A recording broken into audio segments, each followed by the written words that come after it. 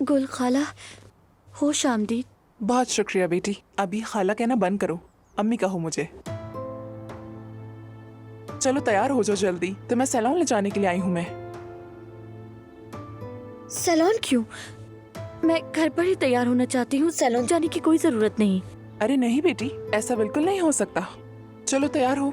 और पता है तुम्हें, वो मॉल में जो बड़ा सा सैलून है ना, हाशिर ने वही अपॉइंटमेंट ली है तुम्हारे लिए।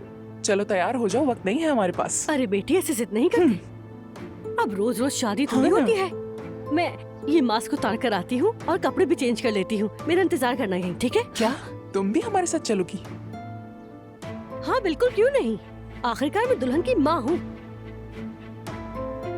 नाज़ली और बतूल दोनों के बाल भी बनवाने हैं, ये तो बनता ही है, समझ आ रही है? इंतजार करो हमारा।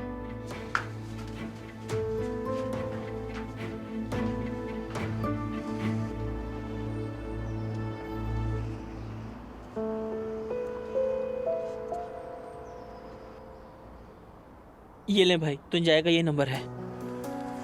तुम्हारा शुक्रिया मेरे दोस्त। ये बात हम दोनों तक रहेगी। ठीक है।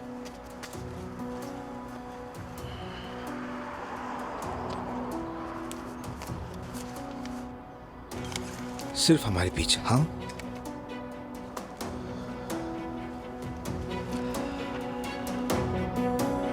अब देखते हैं आशिर साहब, अब खेल शुरू होगा।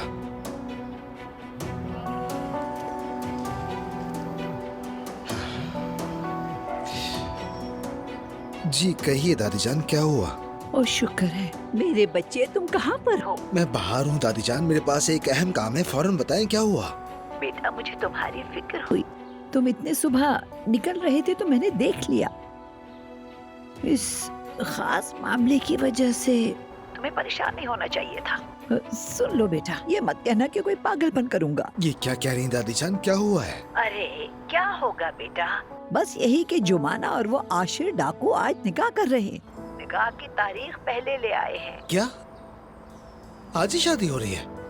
कल मैंने कितनी कोशिश की कि किसी तरह कुछ बोल दे, बस जोर जोर से रो रही थी। हाय, मुझे इसकी हालत देखकर अफसोस हुआ। सोचा कि वो आशिर से शादी की वजह से दुखी है।